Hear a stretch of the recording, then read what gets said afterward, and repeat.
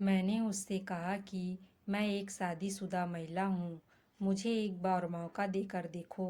मैं तुम्हें शिकायत का मौका नहीं दूंगा। अगर तुम्हें दिन में तारे न दिखा दिए, ऐसा खुश ना किया, तो बोलना। मैं भी तो इसी के लिए मरे जा रही थी। मेरा नाम अनुष्का है। मैं नागपुर महाराष्ट्र से हूँ। मेरी उम्र 26 साल की है। मेरी हाइट 5 फीट 7 इंच है। मेरा रंग थोड़ा सांवला है, लेकिन दिखने में बहुत ही सुंदर हूँ। हर लड़कियों की तरह मेरे भी अरमान थे। मेरी शादी बहुत ही अच्छे स्मार्ट लड़के से हो, जो कि हुई भी। मेरे पति अनिल बहुत ही हैंडसम है और पढ़े लिखे भी, लेकिन वह तो अभी भी पढ़ाई कर रहे हैं। वह पीएससी की तैयारी कर रहे हैं। मुझे भी शुरू शुरू में खुशी हुई कि वह अब तक पढ़ रहे हैं और कुछ बनना चाहते हैं, लेकिन धीरे धीरे मुझे अब उनसे चिढ़ होने लगा, क्योंकि उनके पास मेरे लिए टाइम ही नहीं था। मैं कभी भी तैयार होकर उनके सामने जाती तो और पूछता कि मैं कैसे दिख रही हूँ, वह मुझे बिना देखे ही कह देते कि मैं अच्छी दिख रही हूँ। धीरे धीरे मुझे बहुत गुस्सा आने लगा, क्योंकि मेरे जीवन में तो खुशियाँ ही थी ही नहीं। कभी भी वह अपने मन से मेरे पास आते ही नहीं थे और ना ही कभी मुझे पत्नी वाला सुख दे रहे थे। अब देखो, तब पढ़ाई पढ़ाई में यह सब चीज़ों से परेशान हो गई थी। एक दिन मैंने गुस्से से चिल्लाया, सासू माँ, ससुर जी, अब आपके बेटे से कुछ होता ही नहीं और आपके बेटे को मुझ में इंटरेस्ट ही नहीं है, तो आपने इसकी शादी ज़बरदस्ती क्यों करवाई? ससुर जी ने कहा, देखो बहू, यह तुम पति पत्नी की बीच की बात है। इसे ऐसे हल्ला करके खाने की ज़रूरत नहीं है। और हाँ अनिल, तुम एक मर्द होकर अपनी पत्नी को खुश नहीं कर सकते? पढ़ाई करना तुम्हारा फैसला था, उसे तुम्हें कैसे पूरा करना है तुम जानो। तुम्हारे पास इतनी संपत्ति है कि तुम्हारी पूरी जीवन निकल जाएगी इस खर्च करने में, और तुम हो कि अपनी पत्नी को छोड़कर क्या यह रात दिन पढ़ाई करते रहते हो? तब मेरी सासू माँ कहने लगी, देखिए, एक तो आपने इसकी शादी ज़बरदस्ती करा दी, इसने कुछ भी नहीं कहा, लेकिन इसका सपना है, इसे कुछ करना है, तो आप इसे ज़बरदस्ती नहीं कर सकते। मेरी सासू माँ ने ही मेरे पति को सर पर चढ़ा रखा था। क्या ज़रूरत थी इतना ज़्यादा पढ़ाई करने की, जबकि मेरे ससुर के पास इतनी संपत्ति थी कि हम पूरे जीवन बैठकर खा सकते थे। मेरे पति ने आखिर में कहा, देखिए पिताजी, मैं आपके कहने पर शादी कर ली और मैं कोशिश करता हूँ कि अनुष्का को खुश रख सकूँ, लेकिन वह चाहती है कि दिन भर मैं उसके पल्लों में बंधा रहूं, दिन भर उसकी तारीफ करता रहूं, उसके आगे पीछे घूमता रहूं। यह मुझे नहीं हो पाएगा। मैं पढ़ना चाहता हूँ। आपने कहा था अगर मैं शादी कर लूँगा तो आप मुझे कुछ भी नहीं कहेंगे। अब आप मुझे कुछ भी नहीं कह सकते। मुझे चुपचाप पढ़ाई करने दीजिए।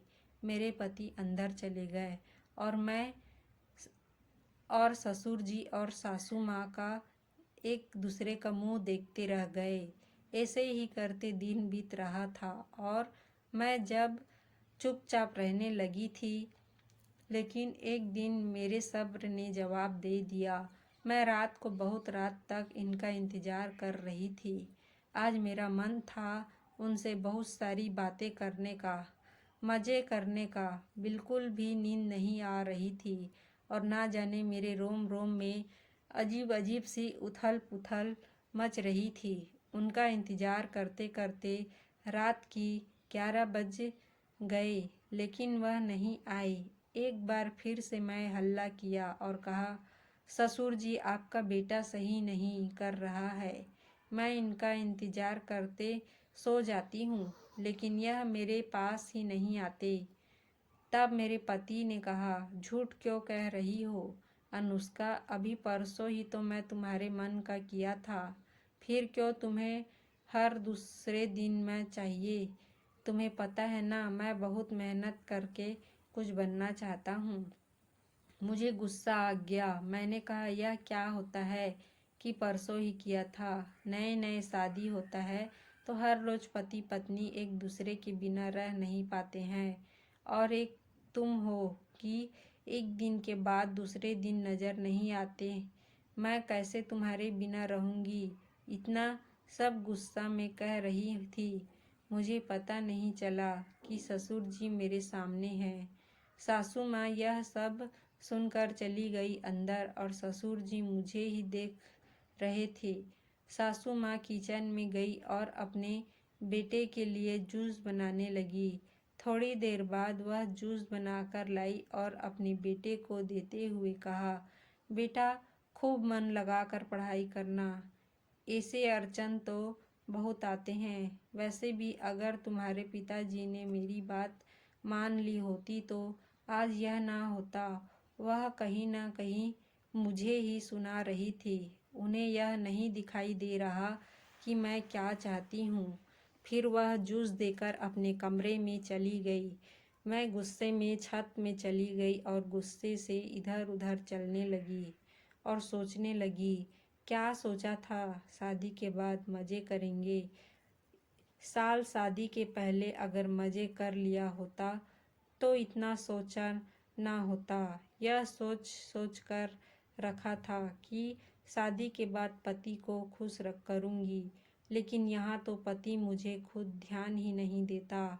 एक दिन आता है, ऐसा लगता है आसान करता है। मैंने गाउन पहना हुआ था और ऊपर जैकेट नहीं लगाया था। गुस्से से ही ऊपर आ गई थी। तभी मुझे ऐसा लगा कि कोई मुझे देख रहा हो, लेकिन मैं फिर दोबारा ध्यान नहीं दिया। मेरे शरीर में बहुत अजीब अजीब सा हो रहा था। मुझे समझ नहीं आ रहा था कि यह क्या है। इसके कुछ देर बाद मैं वापस कमरे में आ गई। मेरा पति हाल में जाकर पढ़ाई करता था। वह कमरे में भी नहीं आता था कि मैं उससे कुछ दिखाकर अपने वश में कर सकूं, और कुछ दिखाने से भी उसे कोई फर्क नहीं पड़ता था। वह तो जैसे पढ़ाई का कीड़ा बन चुका था। और मैं क्या करती? अपने जीवन में जो अकेलापन था उसे दूर करने के लिए मैं सोचने लगी कि मैं क्या करूं। मैंने फ़ोन उठाया और सर्च करना शुरू कर दिया कि मैं क्या कर सकती हूँ। मैं तरह तरह की बातें सोची, लेकिन मेरा मन यह सब चीज़ों से भरने वाला नहीं था। मुझे तो भरपूर प्यार चाहिए था। तभी मेरे फेसबुक में एक फ्रेंड रिक्वेस्ट आया। प्रोफाइल में कोई पिक्चर नहीं थी। वह मुझे कहने लगा कि मैं तुम्हें बहुत पसंद करता हूँ, लेकिन मैंने उससे कहा कि मैं एक शादीशुदा महिला हूँ। मुझे एक बार मौका देख कर देखो, मैं तुम्हें शिकायत का मौका नहीं दूंगी। अगर तुम्हें दिन में तारे ना दिखा दिए, ऐसा खुश ना किया, तो बोलना। मैं भी इसी के लिए मारे जा रही थी। मैंने उसका फ्रेंड रिक्वेस्ट एक्सेप्ट कर लिया और दोनों में बातें होना शुरू हो गया। अब दिन क्या और रात क्या, ऐसे भी मेरे पति को मेरी कोई परवाह ही नहीं थी।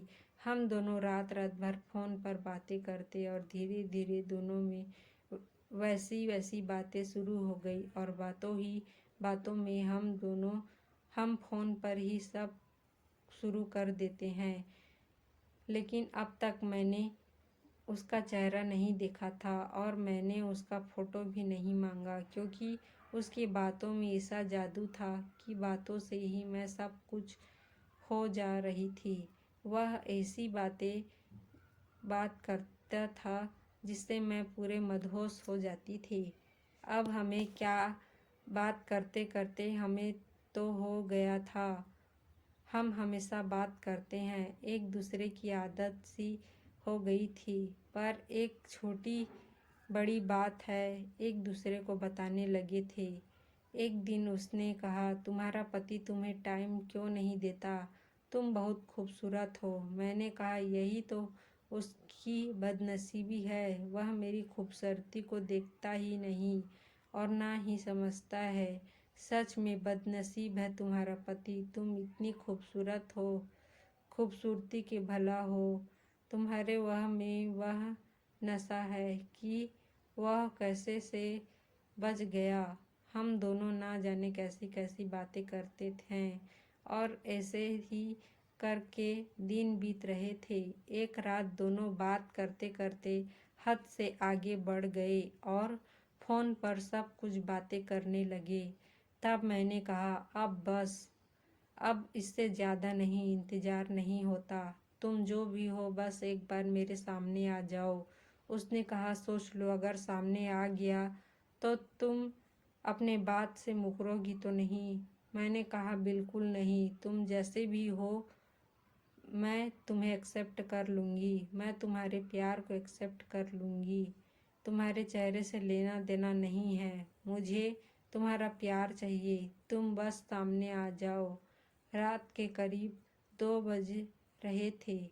जब हम यह सब बातें कर रहे थे तो उसने कहा कि तुम छत पर जाओ, मैं बस कुछ ही देर में आता हूँ। जैसा कि मुझे उसने कहा, मैं छत पर चली गई और मैं उसका इंतज़ार करने लगी। मुझे लगा वह यहीं कोई आसपास मोहल्ले का होगा। मैं दरवाजे की तरफ देख रही थी, वह वहीं से आएगा।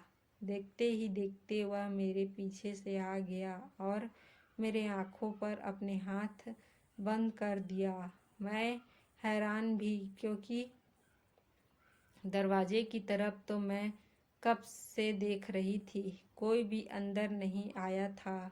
यह कौन था जो मेरे पीछे से आकर मेरे आँखों को बंद कर रहा था? मैंने कहा, कौन? तो उसने अपना हाथ हटाकर सीधा मेरे वो पर रख दिया। मुझे उसका छूना बहुत ज़्यादा अच्छा लग रहा था, मानो करंट दौड़ रहा था हो। फिर भी मैंने उसे देखना चाहा। तब मैं पलटी तो मैंने देखा वह तो मेरे ससुर जी हैं। मैंने उन्हें देखकर चौंकते हुए पूछा, आप? तो वह कहने लगे, इसमें चौंकाने की ज़रूरत नहीं है बहू, मेरी ही वजह से तुम्हारी ज़िंदगी बर्बाद हुई है और मैं ही तुम्हारी ज़िंदगी संवारूँगा। वह बेवकूफ़ तुम्हारी खूबसूरती को नहीं समझता और मैं तुम्हें सारी खुशियाँ दूंगा। तुम चिंता मत करो। कुछ देर के लिए तो मुझे हैरानी हुई थी, लेकिन जो उफान मेरे मन में उठा था उसे करना बहुत ज़रूरी था। उसे समय मुझे कुछ समझ नहीं आया और जो सही लगा वही किया। उनके धारदार हथियार जो किसी को भी पागल कर दे, ऐसा था। उसे मैं जल्दी जल्दी लेना शुरू कर दिया, मानो 4G की स्पीड से सब कुछ हो रहा था। अब बात करने का टाइम किसके पास था? सब कुछ एकदम फराटेदार हुआ और धड़ धड़ करके सब कुछ हो गया। उसे टाइम सोचने के लिए कुछ भी नहीं था। मैं खुद ही उनका हाथ लेकर ऐसे रगड़ आया कि मानो सारा पानी निकल गया। और फिर कुछ घंटे बाद हम नॉर्मल हुई। तब फिर उन्होंने कहा, इतने हफ्तों से हम बात कर रहे हैं, मैं भी चाहता था कि सामने आऊं, लेकिन मैं डरता था वह कहीं तुम पीछे हट गई तो। वह कहने लगी, इसमें डरने की क्या बात है, मैं तो कब से इस चीज़ के लिए उतावली हो रही थी। आप पहले बता देते तो इतना दिन तरसना ना पड़ता। पहले ही मज़े के लिए होते। खैर, जो हुआ सो हुआ। अब तो हम एक साथ हैं। अब हम रोज़ ही एक दूसरे की सेवा करेंगे। दोस्तों, यह छोटी सी कहानी आपको कैसी लगी कमेंट करके ज़रूर बताना।